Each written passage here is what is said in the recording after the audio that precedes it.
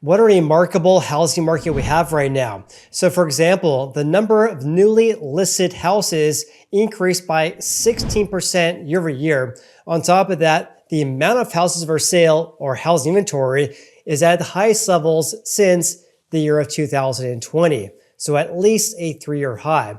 On top of that, the share of price reductions at the highest levels since March of 2019 for that same time frame. A lot of interesting dynamics happening right now in our US housing market. So let's begin. This report covers the entire month of April, or should I say March? I said that twice. Anyways, for the month of March. This is from Realtor.com. And this is great because a lot of other news sources, such as the National Association of Realtors, as you can see right here, they will not publish March numbers until April 18th. So the first report I've seen, which covers the entire month of March, which is this right here, just posted today, which is April 4th. Let's talk about housing inventory first, and then we'll talk about pending home sales and of course, home prices and much, much more. So there was approximately 23.5% more houses for sale or 24% more housing inventory compared to March of 2023. That marks the 5th consecutive month of annual home price growth. For the past 5 months, we've seen more houses for sale overall nationwide compared to the previous year. Now, part of the reason why inventory has been increasing is due to a huge increase of new listings, but also get a look at this because based on my own analysis of their data here, the gain of inventory levels from February through March this year was an increase of 4.5%. I'll share a chart regarding inventory levels going back to the year of 2017, but the rise of inventory levels this February is much greater compared to the past several years. Also, like I mentioned, for the first 3 months of this year, January, February, and March, we've been seeing more houses for sale compared to the same time frame in 2023. And this marks, by the way, the highest levels since March of 2020. However, while inventory this March is improving, which is a positive sign, we're still way below pre-pandemic levels. So for example, this March, we're still down by about 38% in the number of houses for sale compared to the same time frame, March 2017 through 2019. This equates to approximately 400,000 fewer houses for sale this March compared to the same time frame in pre-COVID levels. So in other words, it's a positive sign we're seeing more inventory hit the market, but we're still way below pre-COVID levels. But I'll share some stats regarding that because if you guys want to see home prices decrease, we do not need to see inventory levels increase to 2017, 18, or 19's levels because that didn't even happen in 2022. In 2022, home prices, of course, decreased, but they didn't even get close to 2017 through 2019's levels. And I'll share a chart with you here in a little bit. Also, regarding the 50 biggest US metros, inventory increased in 45 of those 50 biggest metros compared to March of 2023. The metros that saw the biggest inventory growth on a year-over-year basis was Tampa, Florida, surging by 58% in one single year. After that was Orlando and Miami, all increasing by over 48%. In these large Florida metros, interesting here that the growth of inventory was primarily driven due to an increase of attached houses. In other words, condos, townhomes, or row houses. If you guys live in Florida and have some insights regarding what's happening there, I would love to hear from you guys, so please let me comment below. But really interesting to see that the top 3 markets that saw the biggest increase of the number of houses for sale were all located in Florida. I'm guessing the reason for that, and we're talking about condos and townhomes, I'm just kind of guessing here. I'm guessing this is due to a rise of HOA dues, but also property taxes and also homeowners insurance as well. But please leave me a comment below if you guys have any insights regarding the Florida housing market. Also, among the 50 largest US metro areas, Only 4 metros saw higher inventory levels in March compared to the typical March 2017 through 2019's levels. Those 4 metros that have more houses for sale compared to pre-COVID levels were in San Antonio, Texas, Austin, Texas, Dallas, and Denver. Let's take a look at a chart looking at levels of inventory going back to 2017. And by the way, again, this is not a paid promotion, but I love how they share pre-COVID levels because, of course, ever since 2020, it's been a completely abnormal market. So it's nice to see how this trend we're seeing right now compares to previous years, or years past, I should say. So what really caught my attention, and please leave a comment below with your thoughts regarding what you're seeing here, but what really caught my attention was the increase of inventory levels from February to March. So this is a little bit confusing, so let me just kind of explain. So here's last year's levels, 2023. In green is 2021, and at the bottom there is 2022. In February, more or less all-time record lows for inventory levels at around 325,000. Now there's around 695,000. In any case, what I mentioned this because back in these previous years, except for 2022, we saw a slight increase of inventory in March compared to February.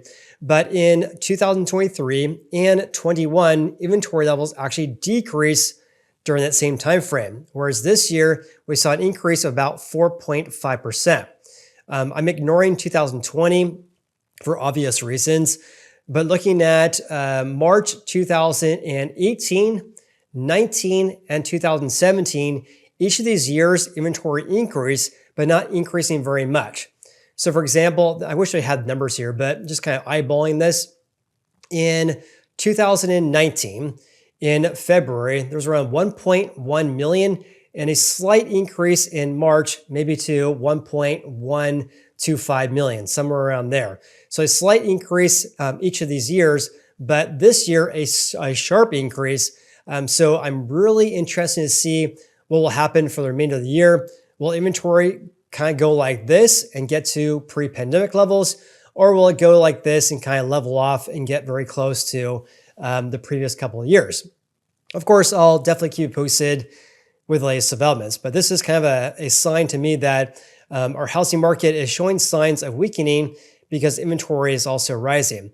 But again, the rise of inventory is not only due to the fact we're seeing a declining home buying demand because of a decrease of contracts being signed or a decrease of pending home sales, but on top of that, we're seeing a huge increase of the amount of houses being listed for sale.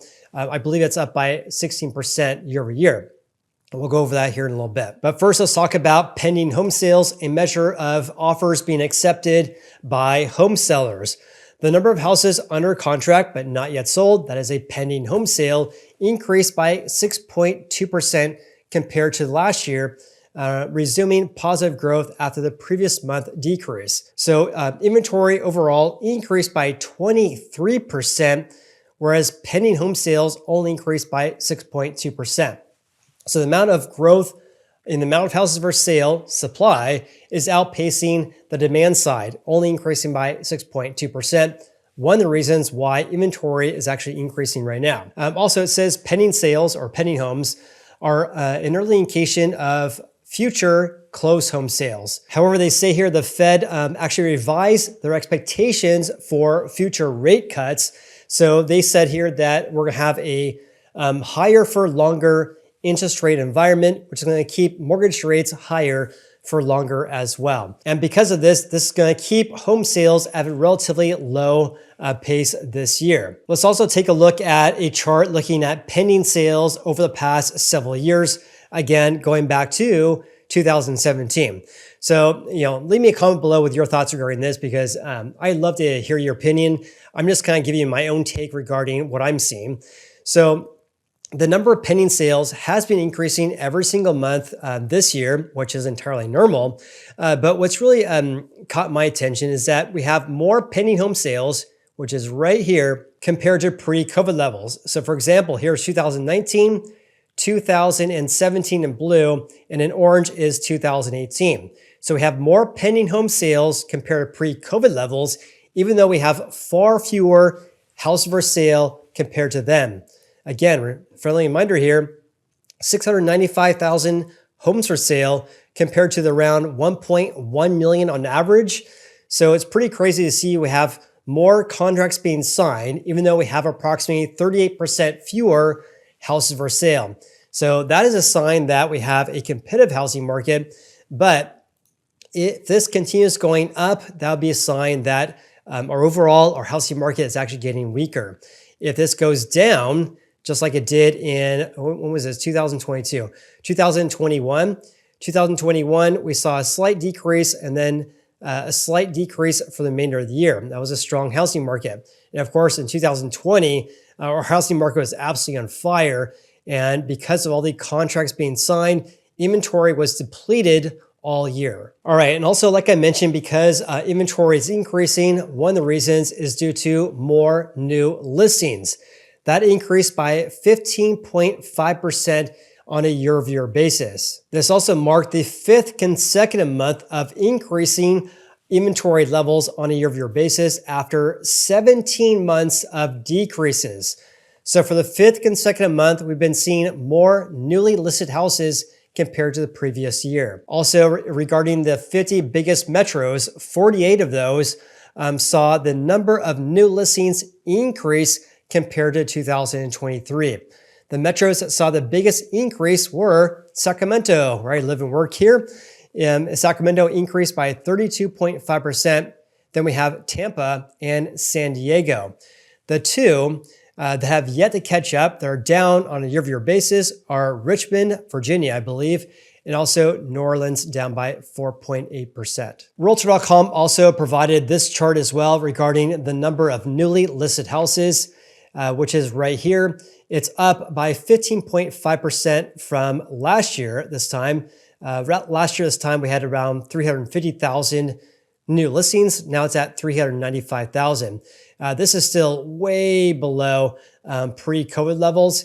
So for example, back in 17 and 18, around 500,000 new listings compared to under 400,000 this March. Something that caught my attention though is that the number of new listings up by 15.5% is actually getting more wide compared to last year, because in February, the increase from February this year compared to February last year was a gain of 11%. Now it's increasing by 15.5%. And just eyeballing this, you can see this. To start the year, very, very close, but new listings increasing at a much faster clip compared to last year. All right, going back to Realtor.com's report, let's talk about days on the market. This is a time frame when a homeowner lists their houses for sale until they accept an offer from a home buyer. That's days on the market. The median days on the market this March was at 50 days, which is 2 days faster compared to the same time frame 1 year ago. It's also around 2 weeks or 12 days less than the average March from 2017 through 2019.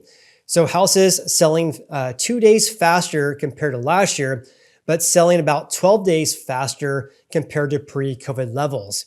However, the gap between last year and this year is shrinking as inventory is growing. So think of it this way. We have more supply that's available for sale, more options for home buyers. This means that houses are going to take a little bit longer to sell because simply there's more options for home buyers, which means there's more competition for home sellers trying to list their house.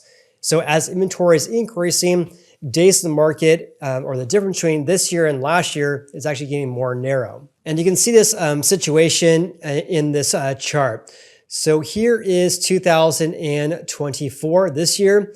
The difference between this year and last year is actually getting more narrow, because at this time last year, days in the market was decreasing at a much faster clip compared to this year.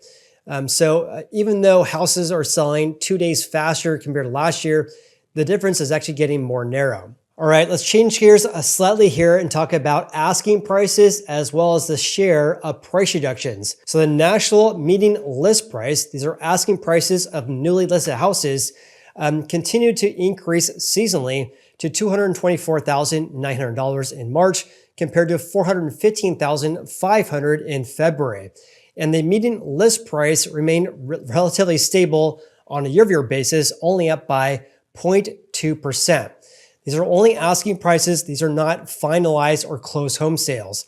Therefore, the share of price reductions this March increased by 2.2 percentage points compared to 1 year ago. As you can see right there, asking prices rose by only 0.2%, roughly on par with what we saw in 2023.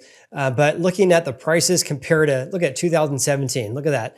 2017 in March, your median asking price was around what, 265,000? Now it's at $425,000, way higher compared to pre-pandemic levels, which is absolutely crazy.